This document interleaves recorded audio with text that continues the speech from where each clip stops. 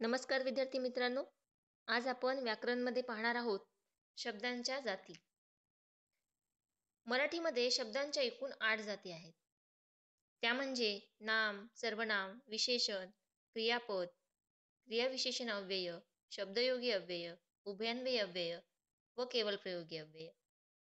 या 8 जातींपैकी पहिल्या 4 जाती म्हणजे नाम, सर्वनाम, विशेषण आणि क्रियापद ह्या शब्दांच्या विकारी जाती आहेत. विकारी जाती म्हणजे काय? की जेव्हा आपण शब्दांचा प्रयोग भाषेमध्ये करत असतो, तेव्हा त्यांचा वापर करत असताना त्यांच्या मूळ रूपामध्ये बदल होत असतो. आणि हा बदल कुणामुळे होतो? तर शब्दांचं वचन, लिंग, पुरुष बदलला की त्यांच्या मूळ रूपामध्ये बदल होतो. आणि त्यामुळे त्या बदललेल्या रूपामुळे ती बदलणारी असतात, म्हणून ती विकारी असतात असं आपण म्हणतो. म्हणून नाम, सर्वनाम, विशेषण आणि क्रियापद या शब्दांच्या विकारी जाती आहेत. उदाहरणादाखल जर आपण पाहिलं, नाम या शब्दाची जर जर आपण या शब्दाला जर आपण पाहिलं प्रत्यक्ष भाषेमध्ये, या नाम या जातीचं जर आपण वचन, लिंग बदललं तर त्याच्या मूळ रूपामध्ये कसा बदल होतो? उदाहरणार्थ, मुलगा हा शब्द जर आपण घेतला, मुलगा हे नाम आहे आणि मुलगा या नामाचं जर वचन आपण बदललं तर त्याचं मुलगे, मुलगा, मुलगे म्हणजे एकवचन आणि अनेकवचन. म्हणजे मुलगाचं मुलगे होतं ते वचन बदलल्यामुळे. त्याचबरोबर त्याचं जर आपण लिंग बदललं तर मुलगा याचं लिंग बदललं तर शब्द तयार होईल मुलगी. म्हणजेच काय, की नाम ही कशी आहे? शब्दाची विकारी जात आहे. त्याच पद्धतीनं सर्वनाम बदलत असतं. उदाहरणार्थ तो ती होतं लिंग बदलल्यामुळे. त्याचबरोबर त्याचं वचन जर बदललं तर ते होऊ शकतं. त्यामुळे ही सुद्धा शब्दाची विकारी जात आहे. त्यानंतर विशेषण, चांगला मुलगा, चांगली मुलगी, चांगली मुले या पद्धतीने चांगला, चांगली, चांगले असं त्याच्या मूळ रूपामध्ये बदल होऊ शकतो. त्याचबरोबर क्रियापदामध्ये सुद्धा बदल होऊ शकतो. चांगला गातो, चांगली गाते म्हणजे गातो, गाते, गातात या पद्धतीने शब्दामध्ये बदल होतो. म्हणून या 4ही जाती शब्दाच्या विकारी जाती आहेत. तर समोर असलेल्या 4 जाती ज्या अव्यय म्हणून ओळखल्या जातात, त्या शब्दामध्ये किंवा भाषेमध्ये वापरत असताना त्या जशाच तशा येतात, म्हणून त्यांना आपण अविकारी जाती असं म्हणतो. कारण क्रियाविशेषण अव्यय मागे पुढे ही आपण जशाच तशी घेतो, त्यांना कुठलेही प्रत्यय वगैरे लागत नाहीत. शब्दयोगी अव्यय शब्दाला जोडून येतात. घरासमोर, घरामागे त्यांच्यामध्ये कुठलाही बदल होत नाही. उभयान्वयी अव्यय आणि, अथवा, किंवा, परंतु हे जशाच तसेच येतात, त्यांच्यामध्ये कुठलाही बदल आपल्याला होताना दिसत नाही. केवळ प्रयोगी अव्यय अरे रे, शाबास, वा वा, वा, हाय हाय हे जशाच तसेच येतात, म्हणून यांना शब्दाच्या अविकारी जाती असे म्हणतात. म्हणजेच शब्दाच्या एकूण 8 जातींपैकी पहिल्या 4 जाती या विकारी आहेत, तर नंतरच्या 4 जाती या अविकारी आहेत असं आपल्याला म्हणता येतं. तर या 8 जातींपैकी पहिली जी शब्दाची जात आहे ती म्हणजे नाम. आता आपण बघूया की नाम म्हणजे काय. तर नाम म्हणजे नाव, कुठल्याही वस्तूला दिलेलं नाव. मग त्या वस्तू कुठल्या असतात बरं? तर डोळ्यांनी दिसणाऱ्या किंवा कल्पनेने जाणलेल्या ज्या काही वस्तू असतात त्यांना नाम असं म्हणतात. आणि त्याचबरोबर त्या वस्तूंच्या अंगी असलेले जे काही गुणधर्म असतात त्यांना सुद्धा नाम असंच म्हणतात. मग डोळ्यांनी दिसणाऱ्या वस्तू म्हणजे कोणत्या? पेन, पेन्सिल, खडू, फळा ही सगळे काय आहेत? डोळ्यांनी दिसणाऱ्या वस्तू आहेत. त्यामुळे या सर्वांना, या वस्तूंना दिलेली जी काही नावं आहेत ज्या डोळ्यांनी आपल्याला दिसतात त्यांना दिलेली नावं म्हणजे नाम. त्याचबरोबर काही घटक असे आहेत की ते आपल्याला डोळ्यांना दिसत नाहीत, परंतु त्यांची आपण कल्पना केलेली असते. उदाहरणार्थ, हवा आपल्याला दिसत नाही पण ती आहे ही जाणवते. त्याचबरोबर राक्षस, परी, स्वर्ग, नरक, अमृत ह्या गोष्टी आपण पाहिलेल्या नाहीत किंवा डोळ्यांना त्या दिसत नाहीत, पण तरी सुद्धा त्या आहेत अशी आपण कल्पना करतो आणि कल्पना करून आपण त्यांना पण नावं दिलेली आहेत, म्हणून त्यांना पण काय म्हणतात? त्यांना पण नाम असं म्हणतात. त्याचबरोबर या सर्व वस्तूंच्या अंगी असलेले काही जे गुणधर्म असतात त्या गुणधर्मांना दिलेली जी काही नावं असतात त्यांना सुद्धा नाम असंच म्हणतात. उदाहरणार्थ, कुत्र्याच्या अंगी प्रामाणिकपणा असतो. त्याच्या अंगी असलेला जो गुण आहे तो म्हणजे प्रामाणिकपणा. म्हणजे प्रामाणिकपणा हा त्याच्या अंगी असलेला गुण म्हणून गुणाला दिलेले नाव म्हणून त्याला म्हणायचं नाम. त्याचबरोबर साखरेच्या अंगी गोडवा असतो. साखर या पदार्थाच्या अंगी असलेला गुणधर्म म्हणून गोडवा हे सुद्धा नामच आहे. म्हणजेच ही सर्व नामामध्येच येतात. त्यामध्ये आपण पुन्हा पाहूया की नामाचे प्रकार. तर नामाचा पहिला प्रकार आहे सामान्य नाम, नंतर विशेष नाम आणि भाववाचक नाम असे नामाचे 3 प्रकार पडतात. त्यामध्ये नामाचा पहिला प्रकार तो म्हणजे सामान्य नाम. मग सामान्य नाम कशाला म्हणायचं? तर एकाच जातीच्या पदार्थाच्या समान गुणधर्मामुळे त्या वस्तूला जे नाव दिले जाते त्या नावाला सामान्य नाम असे म्हणतात. म्हणजेच सामान्य नाम हे समान गुणधर्मामुळे दिलेले नाव असतं आणि ते सर्व पदार्थांना दिलं जातं. म्हणून हे एक जातीवाचक नाम असतं आणि म्हणून त्याला सामान्य नाम असं म्हणतात. उदाहरणार्थ, घर, शाळा, नदी, दूध, पाणी, शेतकरी, मांजर, शिक्षक, पर्वत यामधून त्या जातीचा बोध होतो आहे, विशिष्ट एका व्यक्तीचा वगैरे बोध होत नाही. घर, शाळा, नदी, दूध यामधून विशिष्ट एका व्यक्तीचा वगैरे उल्लेख होत नाहीये, तर सर्वसामान्य अशा घटकाचा उल्लेख होतो आहे आणि म्हणून त्याला म्हणायचं सामान्य नाम.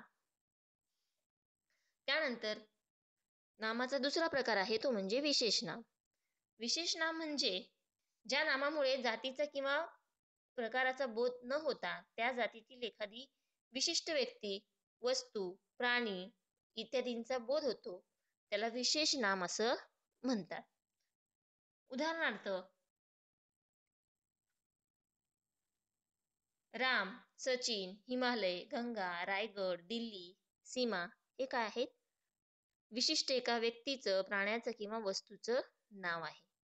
जेव्हा आपण मुलगा म्हणतो तेव्हा मुलगा हे सामान्य नाम झालं, कारण विशिष्ट एका व्यक्तीचं नाव तिथे नाहीये. पण जेव्हा आपण राम म्हणतो तेव्हा राम म्हटल्याच्या नंतर विशिष्ट एका व्यक्तीचा तिथे बोध होतो आहे. सचिन म्हटल्यानंतर विशिष्ट एका व्यक्तीचा बोध होतो आहे, म्हणून ते विशेष नाम. जेव्हा आपण पर्वत म्हणतो तेव्हा ते सामान्य नाम होतं, पण जेव्हा आपण पर्वतामध्ये हिमालय म्हणतो तेव्हा हिमालय म्हणजे विशिष्ट एका पर्वताचं आपण नाव घेतो आहोत, म्हणून हिमालय हे विशेष नाम आहे. त्याचबरोबर जेव्हा आपण नदी म्हणतो तेव्हा ते सामान्य नाम आहे, पण जेव्हा आपण गंगा असं म्हणतो तेव्हा नद्यांमध्ये विशिष्ट एका नदीचं आपण नाव घेतो आहोत, ती म्हणजे गंगा, म्हणून गंगा हे विशेष नाम आहे. तसंच रायगड, दिल्ली, रायगड एका जिल्ह्याचं नाव. जिल्हा म्हटलं की सामान्य नाम, पण रायगड म्हटल्यावर विशिष्ट एक नाव म्हणून रायगड हे विशेष नाम. राज्य म्हटल्यावर सामान्य नाम, पण दिल्ली म्हटल्यानंतर विशेष नाम. अशाच पद्धतीने मुलगी म्हटल्यानंतर सामान्य नाम, पण सीमा नावाचे जर मुलीचं आपण नाव घेतलं त्याचा अर्थ होतो ते विशेष नाम. म्हणजे विशिष्ट एका व्यक्तीचा, प्राण्याचा जेव्हा बोध होतो त्याला म्हणायचं विशेष नाम. नामाचा तिसरा प्रकार आहे भाववाचक नाम. भाववाचक नाम म्हणजे काय? तर ज्या नामाने वस्तूमधील किंवा प्राण्यामधील गुण, धर्म किंवा भाव यांचा बोध होतो तेव्हा त्याला भाववाचक नाम असे म्हणतात. उदाहरणार्थ, वाईट, उत्तम, आनंद, दुःख, चांगला हे व्यक्तीच्या अंगी असलेले गुणधर्म आहेत. आनंद, दुःख या भावना आहेत. जेव्हा आपण म्हणतो की कुत्रा हा प्रामाणिक आहे तेव्हा कुत्र्याच्या अंगी असलेला गुणधर्म म्हणजे प्रामाणिकपणा. आज हवेत गारवा आहे असं जेव्हा आपण म्हणतो तेव्हा हवेच्या अंगी असलेला गुणधर्म म्हणजे गारवा. गारवा हा त्याच्या अंगी असलेला गुणधर्म आणि गुणधर्माला दिलेलं नाव म्हणून गारवा. साखरेच्या अंगी असलेला गोडवा, फुलांच्या अंगी असलेली सुवासिकता, थोर पुरुषांच्या अंगी असलेलं धैर्य, सैन्यांच्या अंगी असलेलं शौर्य, या पद्धतीने वस्तूच्या, प्राण्यांच्या अंगी असलेले जे काही गुणधर्म असतात त्या गुणधर्मांना दिलेली नावं म्हणून त्यांना भाववाचक नामं असं म्हणतात. आता आपण पाहूया की ही जी भाववाचक नामं आहेत ती कशा पद्धतीने साधली जातात म्हणजे तयार केली जातात. तुम्हाला समोर एक तक्ता दिसत आहे आणि त्या तक्त्यामध्ये काही शब्द दिलेत आणि त्या शब्दांना जर आपण काही प्रत्यय जर लावले तर त्यांच्यापासून काही भाववाचक नामं तयार होतात. पहिला शब्द त्यामध्ये आपण पाहत आहात की सुंदर या शब्दाला जर य प्रत्यय लागला तर सुंदरचं सौंदर्य होतं. त्याच पद्धतीने माधुर्य, शौर्य, धैर्य, गांभीर्य या पद्धतीने शब्दांना प्रत्यय लागून य प्रत्यय लागून भाववाचक नामं साधली जातात. तसंच मनुष्य या शब्दाला त्व हा प्रत्यय लागला आणि मनुष्यत्व असा शब्द तयार झाला आणि तोच भाववाचक नाम आहे. मनुष्याच्या अंगी असलेला भाव मनुष्यत्वाचा. त्याच पद्धतीने शत्रुत्व, मित्रत्व, प्रौढत्व असे शब्द तयार होतात. त्यानंतर शहाणा. शहाणा खरं तर विशेषण आहे, परंतु त्या शब्दाला पण किंवा पणा हा जर प्रत्यय लागला तर त्यापासून शहाणपण, शहाणपणा असं भाववाचक नाम तयार होतं. त्याचबरोबर देवपण, मोठेपण, प्रामाणिकपणा या पद्धतीचीच तयार झालेली भाववाचक नामे आहेत. त्यानंतर श्रीमंत ला ई प्रत्यय जर लागला, मुळातला श्रीमंत हा विशेषण, पण या शब्दाला जर ई प्रत्यय लागला तर श्रीमंती असं भाववाचक नाम तयार होतं. त्याच पद्धतीने गरिबी, गोडी, वकिली, लबाडी या पद्धतीची भाववाचक नामं तयार होतात. शांत. शांतला ता हा प्रत्यय लागला तर शांतता असा भाववाचक नाम तयार होतो आणि त्याच पद्धतीने क्रूरता, नम्रता, समता अशी भाववाचक नामं तयार होतात. नेक्स्ट पाटील ला की हा प्रत्यय जर लागला तर पाटील की असं भाववाचक नाम तयार होतं. त्याच पद्धतीने भिक्षुकी, आपुलकी अशी भाववाचक नामं तयार होतात. त्याचबरोबर गुलाम ला गिरी हा प्रत्यय लागला तर गुलामगिरी, तसाच फसवेगिरी, लुच्चेगिरी अशी भाववाचक नामं तयार होतात. त्याचबरोबर गोड या शब्दाला जर वा प्रत्यय लावला आपण तर गोडचं गोडवा आणि त्याच पद्धतीचा गारवा, ओलावा अशी शब्द तयार होतात वा ही प्रत्यय लागून. तसंच नवल या शब्दाला जर आई प्रत्यय लागला तर नवलाई, चपळाई, खोदाई, धुलाई, महागाई या पद्धतीने आई प्रत्यय लागून भाववाचक नामं साधता येतात. एकंदरीतच य, त्व, पणपणा, ई, ता, की, गिरी, बा, आई अशा पद्धतीचे प्रत्यय लागून शब्दाला, मूळ शब्दाला प्रत्यय लागून या पद्धतीने भाववाचक नामं साधली जाऊ शकतात. तर ही झाली भाववाचक नामं. आपण काही नामांविषयी अजून काही माहिती पाहूया.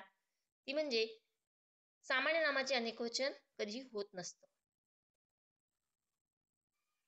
सामान्य नामाचं अनेकवचन होतं. उदाहरणार्थ घर, घरे, माणूस, माणसे, पंखा, पंखे, झाड, झाडे. अपवादात्मक ठिकाणी हे सामान्य रूप होताना दिसत नाही. सामान्य नाम होताना दिसत नाही. त्यानंतर दुसरा या संदर्भातली महत्वाची गोष्ट म्हणजे विशेष नामाचं अनेकवचन होत नाही. संदीप, वर्षा, भारत, चंद्र, सूर्य यांना आपण अनेकवचनी रूपामध्ये कधीही आणत नाही किंवा ते एकाच वचनामध्ये राहतात. त्यानंतर पुढची महत्वाची गोष्ट म्हणजे भाववाचक नामाचे अनेक वचन होत नाही. धैर्य, शौर्य, गोडवा, वात्सल्य, मृदुता हे जशास तसेच राहतात, त्यांचं अनेक वचन होत नाही. त्याबरोबर कधी कधी विशेष नामाचा उपयोग सामान्य नामासारखा सुद्धा केला जातो. उदाहरणार्थ कुंभकर्ण हा जो शब्द आहे तो मुळातला पुराणातली एक व्यक्तिरेखा आहे आणि एका विशिष्ट व्यक्तीचं ते नाव आहे. पण जेव्हा आपण तो अगदी कुंभकर्ण आहे असं आपण म्हणतो तेव्हा कुंभकर्ण म्हणजे झोपाळू व्यक्ती म्हणून इथे जो कुंभकर्ण शब्द आलेला आहे तो विशेषण म्हणून न येता, विशिष्ट एका व्यक्तीचं नाव नसता तो एक भाव आहे आणि तो अगदी कुंभकर्ण आहे म्हणून इथं विशेष नामाचं सामान्य नाम झालेलं दिसून येतं. त्याचबरोबर ती मूर्तिमंत हिडिंबा आहे. हिडिंबा ही सुद्धा एक पुराणातली व्यक्तिरेखा आणि ती मूर्तिमंत हिडिंबा आहे या वाक्यामध्ये हिडिंबा या शब्दाचं सामान्य रूप झालेलं आपल्याला दिसून येतं. त्याचबरोबर कधी कधी भाववाचक नामाचा उपयोग सामान्य नामासारखा होतो. मुळातली भाववाचक नामं उदाहरणार्थ सुख, दुःख, जन्म, मृत्यू ही ज्या अवस्था आहेत त्या सामान्य नामासारखा त्यांचा वापर होताना दिसून येतो. उदाहरणार्थ, पैशात सारी सुखी सामावलेली नसतात. मुळातलं सुख इथं सुखे होतं आणि या सुखीचा वापर सामान्य नामासारखा इथे झालेला दिसून येतो. जन्म मृत्यू कोणाला चुकला नाही, यामध्ये जन्म आणि मृत्यू मुळातलं भाववाचक नाम, परंतु इथे मात्र सामान्य नामासारखा त्याचा वापर झालेला दिसून येतो. एकंदरीतच अशा पद्धतीनं विशेष नामापासून सुद्धा नाम साधता येतं आणि केवलप्रयोगी अव्ययांपासून सुद्धा नाम साधता येतं. अशा पद्धतीने आपण या घटकामध्ये नाम आणि नामाचे उपप्रकार यांच्याविषयी आपण आज माहिती पाहिलेली आहे.